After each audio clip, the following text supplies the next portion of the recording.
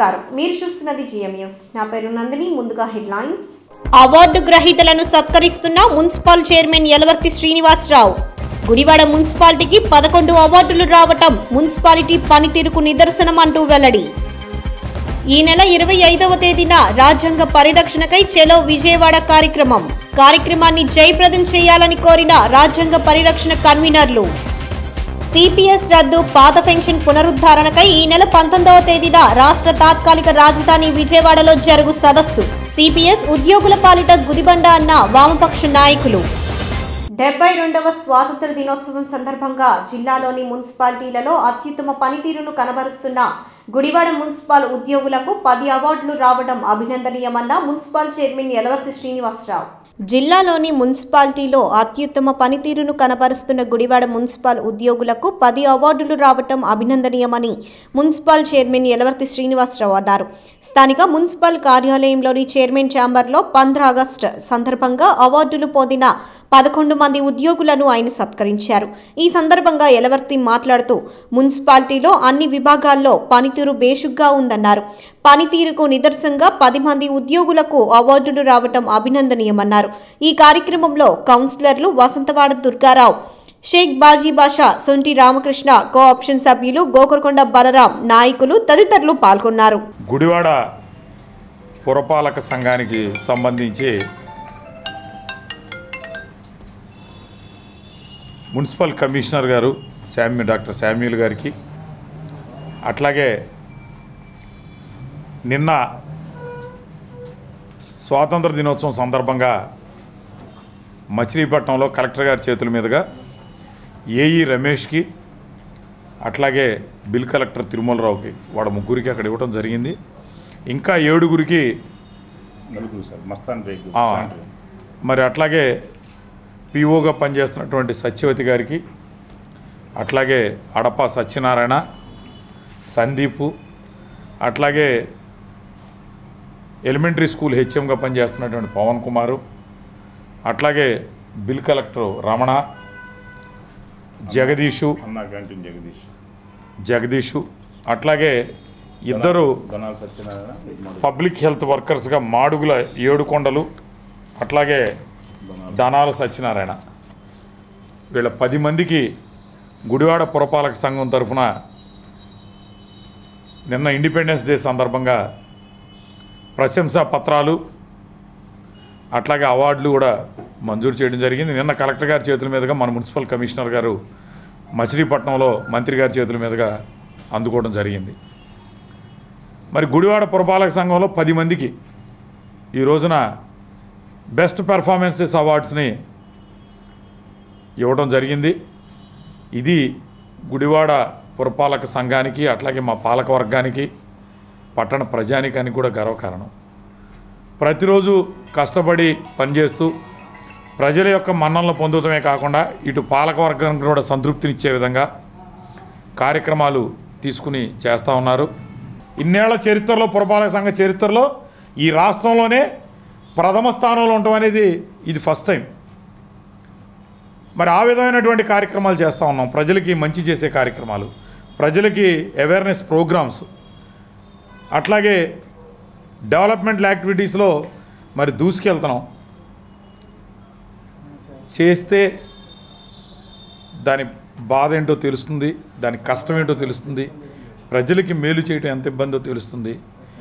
స్వామి వివేకానంద చెప్పినట్టుగా మాటలు చెప్పే పెదవుల కన్నా చేతలు చేసే చేతులే మిన్న. మాటలే ఉందో ఏదైనా మాట్లాడచ్చు, అది కాదు విషయం.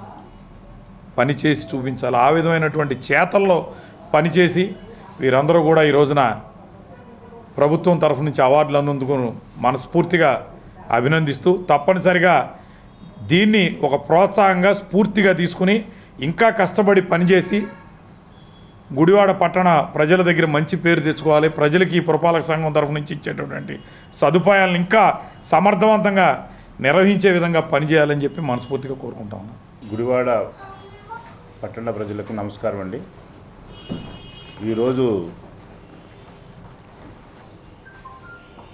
మా పురపాలక సంఘం తరపు నుంచి మేము 10 మందిని ప్రపోజల్ కలెక్టర్ గారు ప్రపోజల్ పంపిస్తే 4గురికి నాతో కలిపి 4గురికి కలెక్టర్ గారు శాంక్షన్ చేస్తూ మిగిలిన 7 మందికి మీ లెవెల్లో మీరు శాంక్షన్ చేయమని ఆయన సర్టిఫికెట్స్ నాకు ఇవ్వడం జరిగింది. ఈరోజు వాటిని మిగిలిన వాళ్ళకు కూడా మన గౌరవ కౌన్సిల్ సభ్యులు మరియు చైర్పర్సన్ వారి ఆధ్వర్యంలో వాళ్ళందరికీ డిస్ట్రిబ్యూట్ చేయడం జరుగుతుంది. గుడివాడ మున్సిపాలిటీ ఇప్పటి వరకు చాలా వరకు వర్కులు ఇంకా పెండింగ్లో ఉన్నాయి. వీటన్నిటిని కూడా చేసుకుంటూ వెళ్ళడంలో మిగిలిన సిబ్బంది కూడా చాలా సహాయ సహకారాలు అందిస్తున్నారు. ఈరోజు ఇన్ని అవార్డ్స్ మనకి రావడానికి ముఖ్య కారకులు మన కౌన్సిల్ సభ్యులు మరియు మన చైర్పర్సన్ వారు మరియు వారితో పాటుగా నా తోటి అధికారులైనటువంటి department heads, sanitation assistant commissioner గారు, అలాగే ఇంజనీరింగ్ సెక్షన్ హెడ్ చౌదరి గారు, అలాగే టౌన్ ప్లానింగ్ ఏసీపీ గారి కన్నా కానీ టీపీఓ గారు యాక్చువల్గా ఇప్పుడు వరకు మొన్న ఏసీపీ గారు ఇప్పుడే వచ్చారు.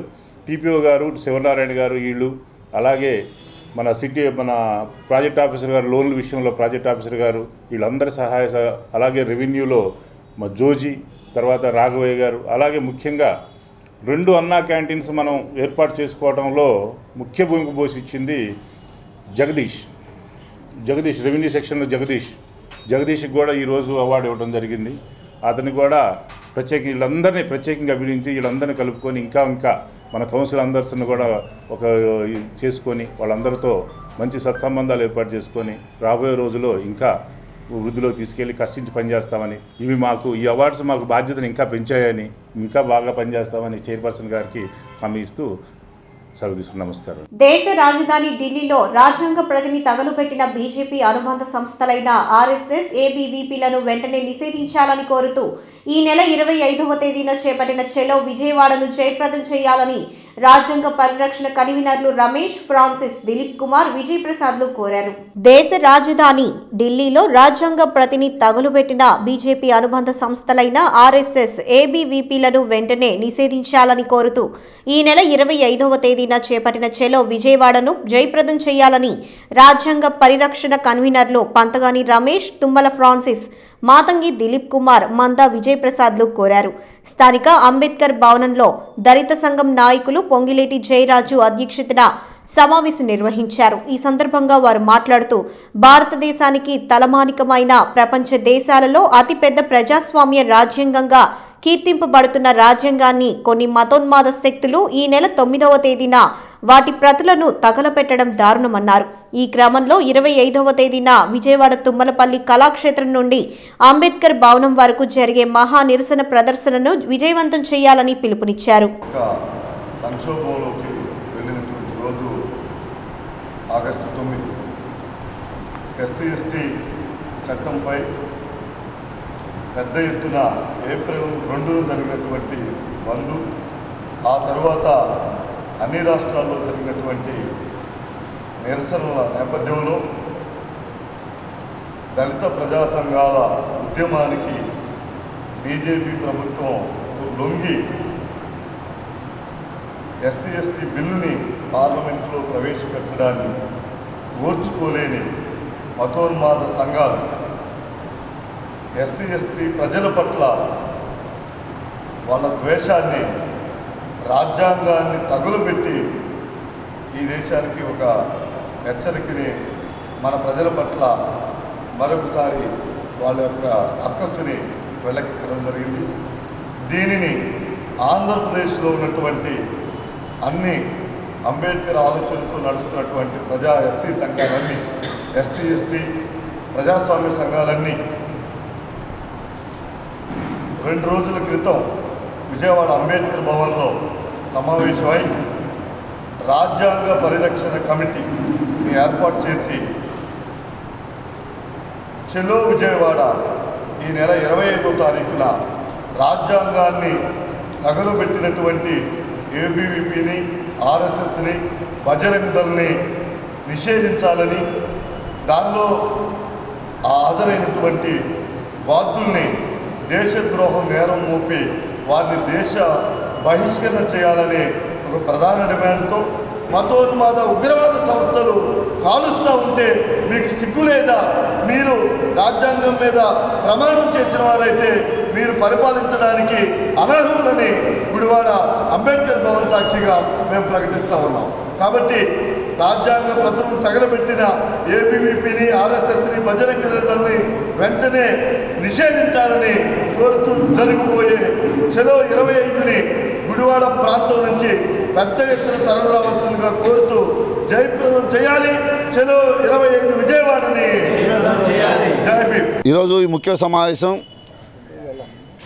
పెట్ట కారణం ఈ నెల 9వ తారీఖున ఆర్ఎస్ఎస్, ఏబీవీపీ, బజరంగ మతోన్మాదులు, మనువాదులు ఏదైతే భారత రాజ్యాంగాన్ని అంబేద్కర్ గారు రాశారో అదే అంబేద్కర్ గారు ఆ రోజు మనువాద శాస్త్రాన్ని తగలబెట్టడం జరిగింది. దాని ప్రత్యామ్నాయంగా ఈ 72 సంవత్సరాల తర్వాత, ఈ 72 సంవత్సరం తర్వాత ఈ 70లో ఈ యొక్క ఏబీవీపీ, ఆర్ఎస్ఎస్, బజరంగ దళాలు కలిసి ఏదైతే రాజ్యాంగాన్ని అంబేద్కర్ రాశారో దాన్ని తగలబెట్టడం జరిగింది. దాన్ని భారతదేశం మొత్తం ప్రజలందరూ ఖండించాలని కోరుతున్నాం. 25వ తారీఖున చలో విజయవాడలో అందరూ పాల్గొని ఏదైతే ఈ శక్తులు ఉన్నాయో వాటిని బహిష్కరించే వరకు, వాటిని రద్దు చేసే వరకు ఈ పోరాటం ఆగదని, తుమ్మలపల్లి కళాక్షేత్రం నుంచి అంబేద్కర్ భవన్కు జరిగే నిరసన ర్యాలీకి అందరూ వచ్చి ఈ యొక్క ర్యాలీని జయప్రదం చేయాలని, అలాగే రేపటి ఈ 20 తారీఖు లోపు మన గుడివాడ ఏరియాలో నియోజకవర్గంలో అన్ని సంఘాలు కలిసి ఒక కమిటీగా ఏర్పడి ఎక్కువగా ప్రజలందరూ తరలి రావాలని కోరుతూ, రేపటి భవిష్యత్తులో ఇటువంటి కార్యక్రమాలు చేస్తే ఈ దళిత సంఘాలు ఐక్యమై ఇక ప్రభుత్వాలకు బుద్ధి చెప్పడం జరుగుతుందని, ఏదైతే రాజ్యాంగం రాసించాడు అంబేద్కర్ గారు ఆ రాజ్యాంగం కోసం దళితులను పోరాడాలని, ఎస్సీ, బీసీ, ఎస్టీ మైనారిటీలు పోరాడాలని కోరుతున్నాం. అంతకుముందు ఏదైతే అంబేద్కర్ గారు అడిగారో సపరేటు నియోజకవర్గాలు, సపరేటు ఎమ్మెల్యేలు కావాలని, ఆ రకమైన పరిస్థితి మళ్ళీ వస్తుంది. ఏదైతే పాకిస్తాను విడిపోయి దేశాన్ని నుంచి విడిపోయి సపరేట్ దేశంగా ఏర్పడిందో అలాగే దళిత రాజ్యాన్ని మేము కోరేందుకు పోరాటం చేస్తామని తెలియజేస్తున్నాం. దీనికి అందరూ దళితులను సిద్ధపడాలని కోరుతున్నాం. జై భీమ్. 1945 నుండి 1950 మధ్యలో సుమారు 60 దేశాలకి స్వాతంత్రం లభిస్తే ఆ 60 దేశాలు అంతర్యుద్ధాలతో, సైనిక తిరుగుబాటులతో విచ్ఛిన్నం అయిపోయినాయి. కానీ భారతదేశం మాత్రం డాక్టర్ బాబాసాహెబ్ అంబేద్కర్ అందించిన రాజ్యాంగం ద్వారా ఇప్పటి వరకు లౌకికవాదంతో ప్రజాస్వామ్యయుతంగా నడవటం జరుగుతుంది.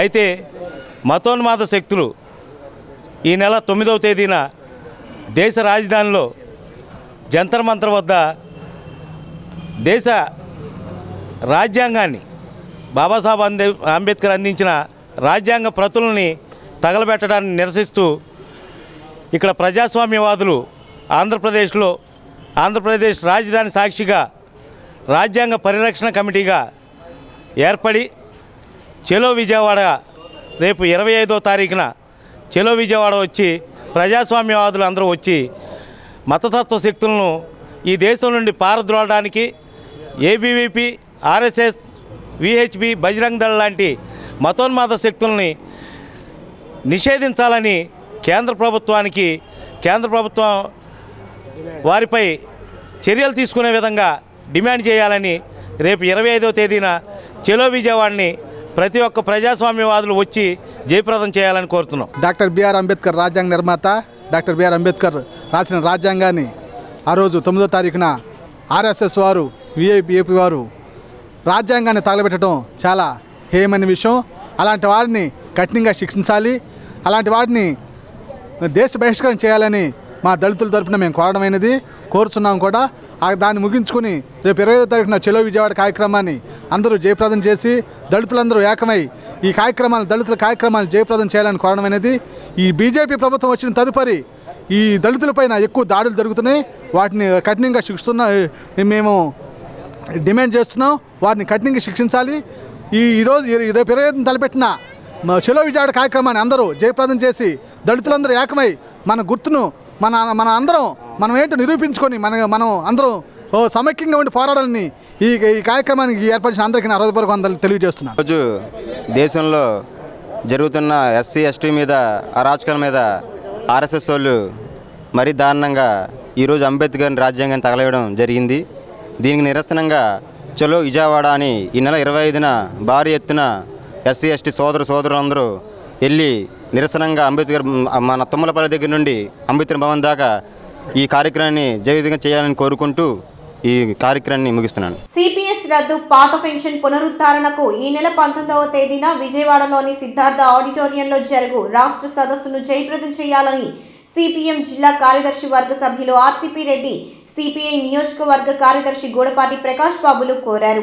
కాంట్రిబ్యూటరీ పెన్షన్ స్కీమ్ ప్రభుత్వ ఉద్యోగుల పాలిట గుదిబండ అని, దీనిని వెంటనే తొలగించాలని సిపిఎం జిల్లా కార్యదర్శి వర్గ సభ్యులు ఆర్సిపి రెడ్డి, సిపిఐ నియోజకవర్గ కార్యదర్శి గూడపాటి ప్రకాష్ బాబులు అన్నారు.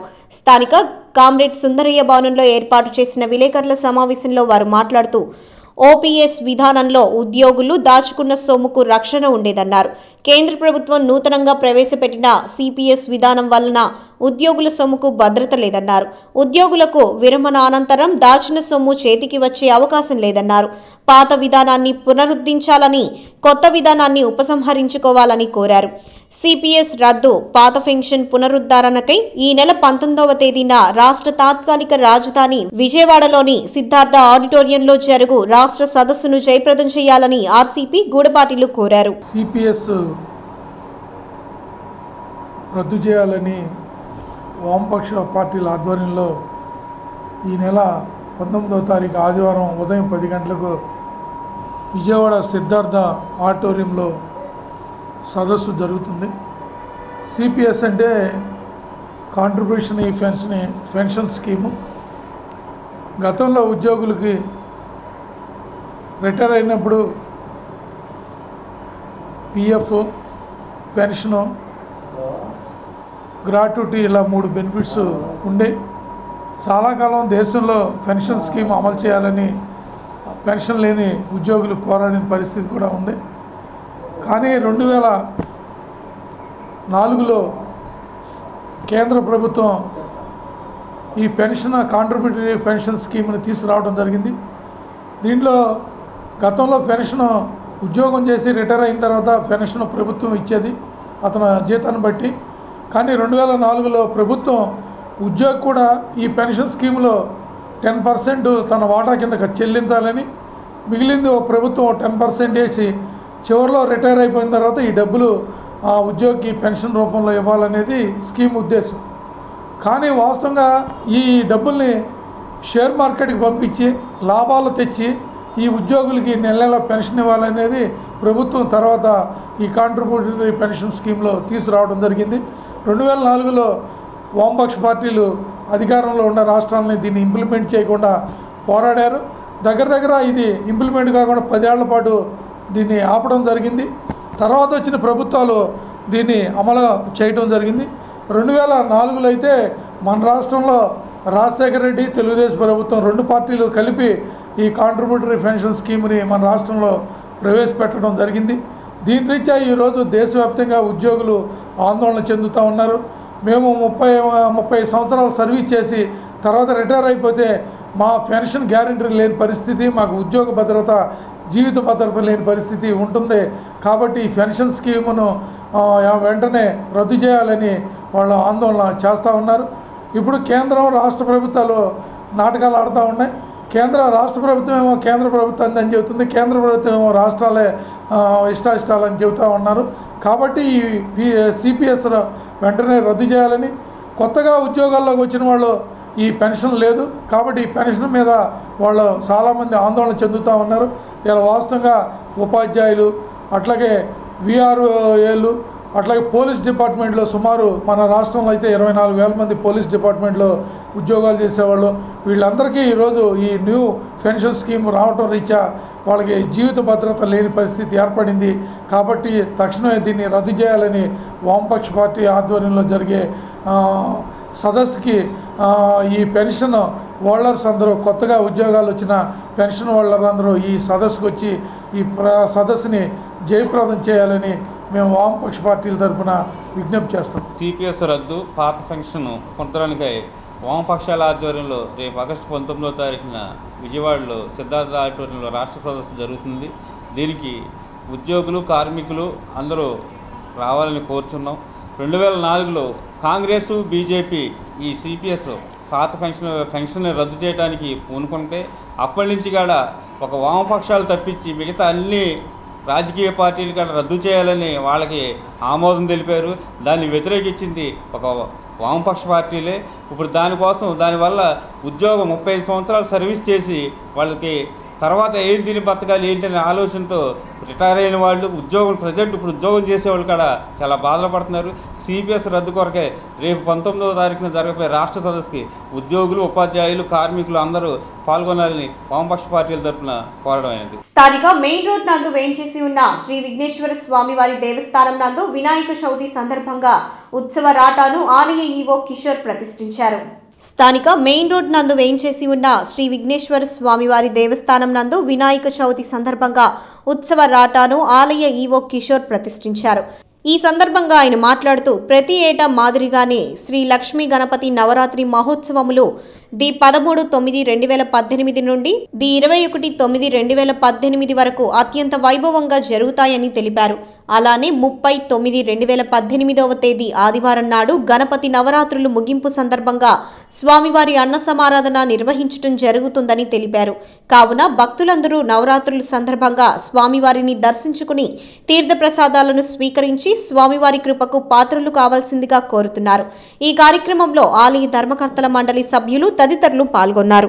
గణపతి మన గుడివాడపట్నం మెయిన్ రోడ్లో వేయించేసినటువంటి శ్రీ విఘ్నేశ్వరి దేవాలయం నందు ప్రతి ఏటా మాదిరిగానే శ్రీ లక్ష్మీ గణపతి నవరాత్రి మహోత్సవాలు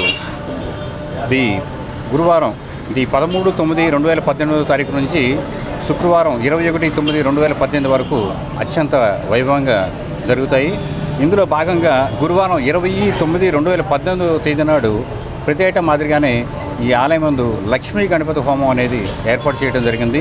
ఈ లక్ష్మీ గణపతి హోమంలో ఈ నవరాత్రుల్లో భాగంగా విరివిగా భక్తులందరూ కూడాను పాల్గొనే అవకాశం ఉంది. అదేవిధంగా శనివారం 22/9/2018 తేదీ నాడు శ్రీ స్వామివారి నిమగ్నం ఊరేగింపు కార్యక్రమం జరుగుతుంది. ఈ ఊరేగింపు కార్యక్రమంలో అనేక రకాల అయినటువంటి సాంస్కృతిక కార్యక్రమాలు అవన్నీ కూడాను ఇందులో భాగంగా ఆలయ ధర్మకర్తల మండలి వారు ఏర్పాటు చేయనున్నారు.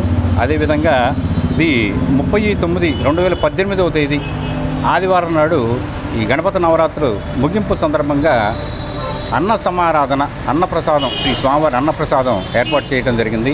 ఈ కార్యక్రమంలో ప్రతి ఏటా కూడాను 10-12 వేల మంది పైగా భక్తులు ఈ శ్రీ స్వామివారి అన్నప్రసాదాన్ని స్వీకరించి తరిస్తున్నారు. అదేవిధంగా ఈ గణపతి నవరాత్రులందు భాగంగా భక్తులెల్లరూ కూడాను శ్రీ స్వామివారిని సేవించి తీర్థప్రసాదాలు స్వీకరించి శ్రీ స్వామివారి కృపకు పాత్రలు కావాల్సిందిగా కోరుతున్నాము. అదేవిధంగా దేవాదాయ ధర్మాదాయ శాఖ వారు ఈ ఆలయానికి నూతనంగా ధర్మకర్తల మండలిని ఏర్పాటు చేసుకున్నారు. ధర్మకర్తల మండలి వారి సహాయ సహకారంతో వారి యొక్క సూచనలు మేరకు భక్తులకు ఎటువంటి అసౌకర్యం కలగకుండా ఈ గణపతి నవరాత్రుల కార్యక్రమాలు ఏర్పాటు చేయడం జరుగుతోంది. అందులో భాగంగా మన ధర్మకర్తలందరూ కూడాను అందరూ సహాయ సహకారాలు అందించి ఈ స్వామివారి భక్తులకు ఎటువంటి ఆటంకం నిర్విఘ్నం లేకుండా జయప్రదం చేస్తామని చెప్పేసి తెలియజేయటమైంది. సర్దార్ గౌతులచ్చన్న 109వ జన్మదిన వేడుకలను గౌడ సంఘం అధ్యక్షులు గోవర్ధనరావు నేతృత్వంలో ఘనంగా నిర్వహించారు. సర్దార్ గౌతులచ్చన్న 109వ జన్మదిన వేడుకలను గౌడ సంఘం అధ్యక్షులు గోవర్ధనరావు నేతృత్వంలో ఘనంగా నిర్వహించారు. ఈ సందర్భంగా ఆయన మాట్లాడుతూ గౌతులచ్చన్న గారి 109వ జయంతిని ఒక్క గౌడ సంఘానికే కాకుండా బడుగు బలహీన వర్గాలను మధ్య చేసుకోవడం చాలా ఆనందంగా ఉందని తెలిపారు. గౌడ సంఘాల కోసం నిరంతరం ఆలోచించి వారి అభ్యున్నతికి తోడ్పడినటువంటి వ్యక్తి ఆయనని అన్నారు.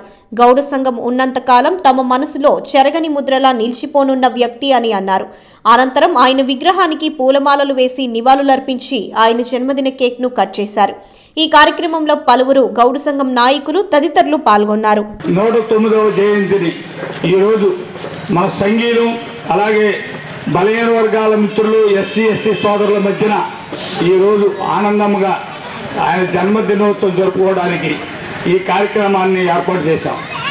ఈ కార్యక్రమానికి విచ్చేసిన సంఘీయులందరికీ బలహీన వర్గాల సానుభూతి పరులకు నా హృదయపూర్వక నమస్కారాలు.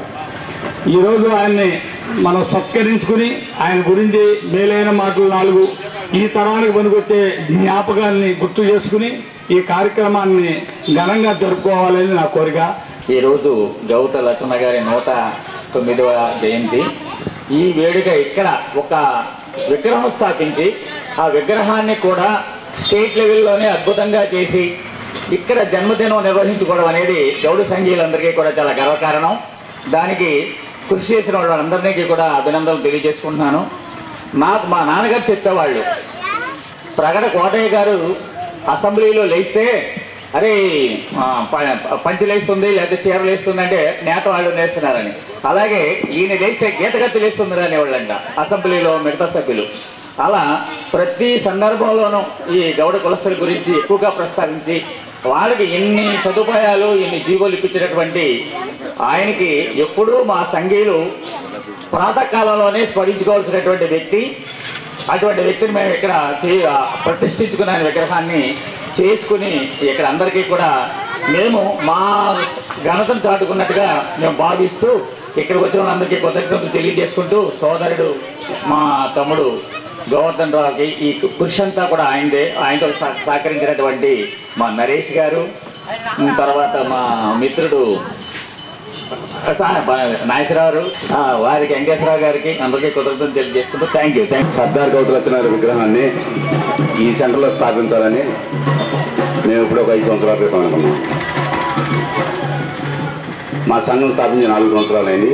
సంఘం స్థాపించిన నుంచి కూడా సర్దార్ గౌతు లచ్చన గారు ఈ సెంటర్లో ఇదే ప్లేస్లో సారా వ్యతిరేక ఉద్యమం గురించి పోరాడారని మాకు తెలిసింది.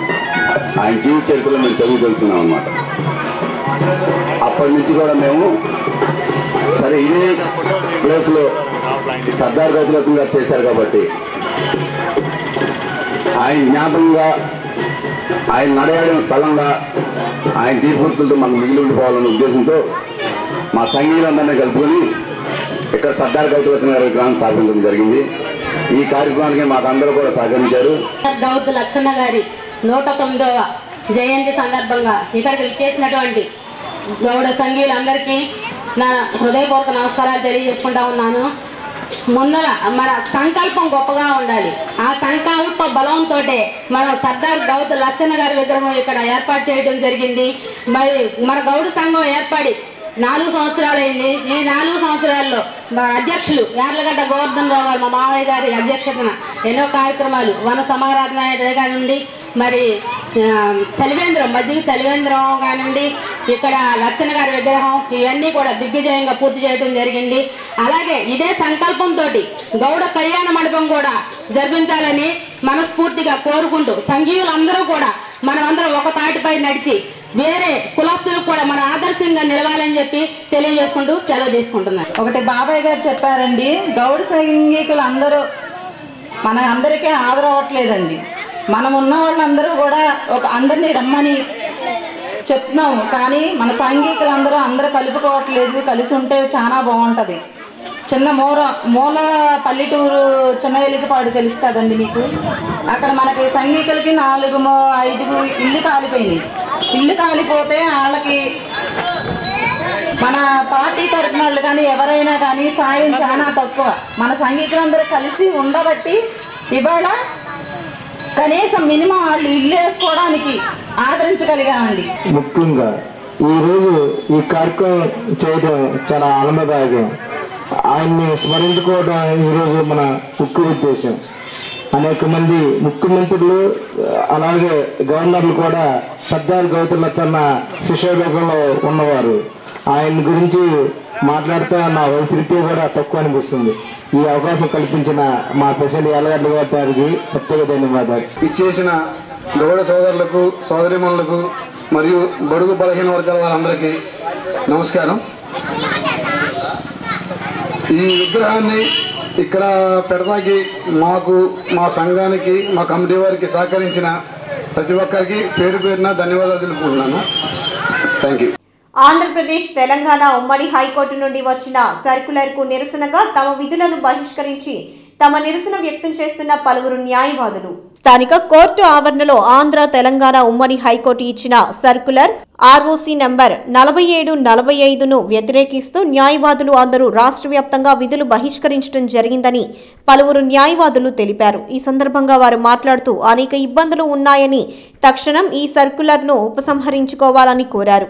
అందుకు గాను ఈరోజు రేపు కోర్టు బాయ్కాట్ చేయడం జరుగుతుందని తెలిపారు. ఈ కార్యక్రమంలో పలువురు న్యాయవాదులు, బార్ అసోసియేషన్ సభ్యులు తదితరులు పాల్గొన్నారు.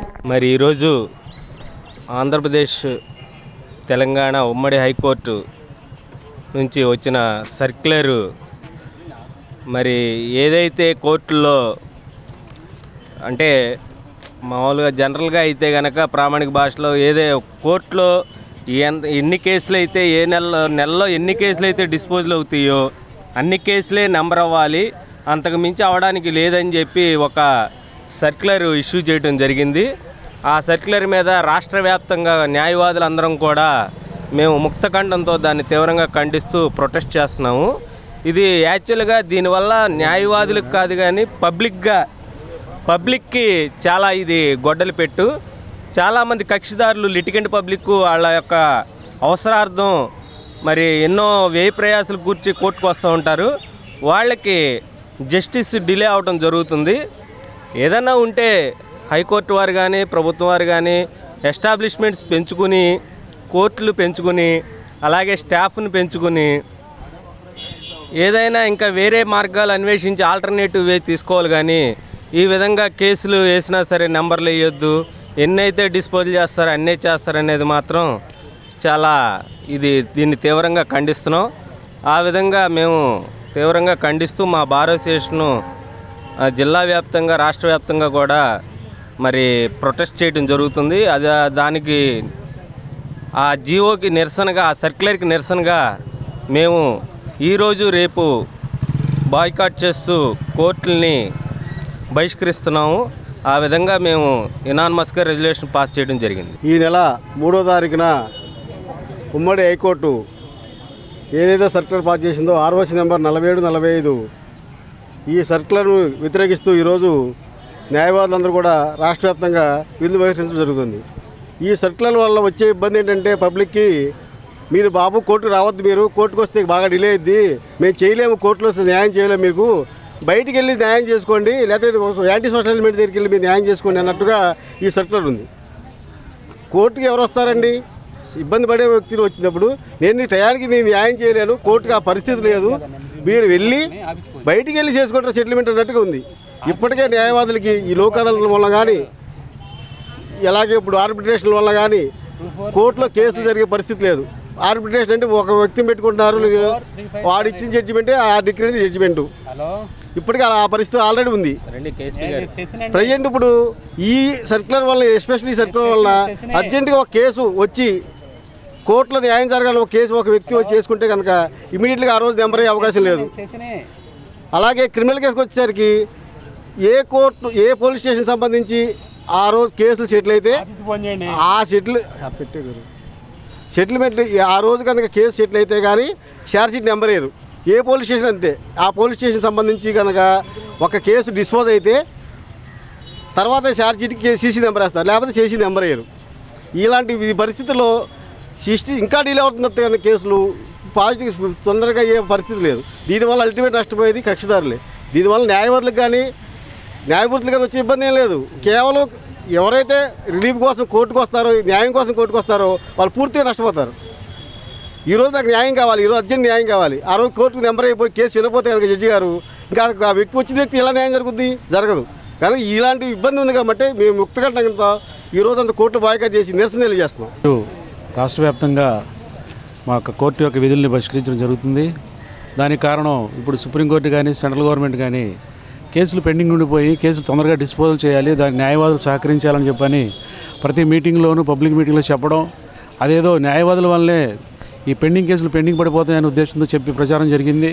కానీ వాస్తవం జరిగేది ఏంటంటే కోర్టులు 2,50,00,000 పెండింగ్ కేసులు ఇవాళ భారతదేశంలో ఉండడం జరిగింది. ఆ కేసులను డిస్పోజల్ అవ్వాలంటే ప్రత్యేకమైన కోర్టులు పెట్టాలి. న్యాయమూర్తులు చాలామందిని అపాయింట్ చేయలేదు. ఇప్పటివరకు హైకోర్టులో దాదాపు 14 మంది హైకోర్టులో ఏపీ హైకోర్టులో పోస్టులు ఖాళీగా ఉన్నాయి. అలాగే సుప్రీంకోర్టులో 6 పోస్టులు ఖాళీగా ఉన్నాయి. ఈ న్యాయవాదుల్ని, న్యాయ అధికారులను ముందు అపాయింట్ చేసి కొత్త కోర్టును ఎస్టాబ్లిష్ చేసి తద్వారా కేసులు నివారణ చేయాలి. కానీ పైన కూర్చుని ఏదో ఒక సర్క్యులర్ పాస్ చేయడం, ఆ సర్క్యులర్ ద్వారా కొత్త కేసులు నెంబర్ ఇవ్వాలంటే, కొత్త కేసులని ఫైల్ చేసుకోవాలంటే పాత కేసు డిస్పోజల్ చేయాలి. ఎన్ని కేసులు అయితే డిస్పోజల్ చేయాలో అన్ని కేసులే కొత్త కేసులు ఇవ్వాలనేది చెప్పడం అనేది చాలా దారుణమైన విషయం. ఇప్పుడు క్లయింట్లు అనేవాళ్ళు ఒకటి న్యాయం కోసం వస్తాడు, ఒకటి అన్యాయం చేయడం కోసం పని కట్టుకుని వస్తాడు. అది ఎరిగి ఇవ్వాల్సిన జడ్జిమెంట్లు అనేది ఒక రోజుతోనో 2 రోజులతో జరిగే పని కాదు. అది ఎంతోటువంటి న్యాయ సమీక్ష జరిగి దాని మీద వాదోపాదాలు జరిగి ఇరుపక్షాలు వాదనలు ఉన్న తర్వాత జడ్జిమెంట్ ఇవ్వడం జరుగుతుంది. అంతేగాని ఏదో ఒక ఆపరేషన్ చేసినట్టుగా 24 గంటలు ఆపరేషన్ చేసినట్టుగా చేసి రిజల్ట్ చెప్పడం అంటే కోర్టులో జరిగే పని కాదు ఇది. దీనిపైన కొంచెం న్యాయమూర్తులు గమనించి ఇలాంటి సర్క్యులర్స్ విత్డ్రా చేసుకుని మాకు నష్టం అనేది కాకుండా కక్షిదారుల నష్టం జరుగుతున్న ఉద్దేశంతో మేము న్యాయవాదులం ప్రజా సంక్షేమం కోరుతూ ఈ యొక్క సర్క్యులర్ని విత్డ్రా చేసుకోవాలని చెప్పని హైకోర్టు వారికి విన్నవిస్తూ మేము ఈ రోజున రాష్ట్ర వ్యాప్తంగా విధులు బహిష్కరించడం జరిగింది. ఏపీ వివిపి హాస్పిటల్లో పనిచేస్తున్న ఉద్యోగులకు సిఎఫ్ఎంఎస్ ఐడి నెంబర్ మరియు కాంట్రాక్ట్ ఉద్యోగులకు ఏప్రిల్ నుండి రావాల్సిన జీతాలు వెంటనే చెల్లించాలని డిమాండ్ చేస్తూ గుడివాడ ఏరియా ఆసుపత్రి వద్ద ధర్నా నిర్వహిస్తున్న గుడివాడ ఎన్జీఓస్ తాలూకా అధ్యక్షులు ఫరీద్ బాషా. గుడివాడ ప్రభుత్వ ఏరియా ఆసుపత్రిలో విధులు నిర్వహిస్తున్న కార్మికుల సమస్యలను వెంటనే పరిష్కరించాలని ఎన్జీఓస్ గుడివాడ తాలూకా యూనిట్ అధ్యక్షులు షేక్ ఫరీద్ బాషా అన్నారు. స్థానిక ఏరియా ఆసుపత్రి వద్ద సమస్యలు పరిష్కరించాలంటూ ఆసుపత్రిలో విధులు నిర్వహిస్తున్న ప్రభుత్వ కాంట్రాక్ట్ కార్మికులు గత 4 రోజులుగా ధర్నా చేపట్టారు. ఈ ధర్నాను ఉద్దేశించి ఆయన మాట్లాడుతూ ఏపీ వివిపి హాస్పిటల్లో పనిచేస్తున్న ఉద్యోగులకు సిఎఫ్ఎంఎస్ ఐడి నెంబర్ మరియు కాంట్రాక్ట్ ఉద్యోగులకు ఏప్రిల్ నుండి రావాల్సిన జీతాలను వెంటనే చెల్లించాలని డిమాండ్ చేశారు. ఈ కార్యక్రమంలో కార్యదర్శి, వైద్యులు, ఆసుపత్రి సిబ్బంది, ప్రభుత్వ, ప్రైవేటు కార్మికులు తదితరులు పాల్గొన్నారు. మా హాస్పిటల్ సిబ్బంది మాకు అంటే 13 నుంచి మేము సిఎఫ్ఎంఎస్ నెంబరు రాకపోవడం వలన మాకు రికవరీస్ అన్నీ కూడా ఆగిపోతున్నాయి.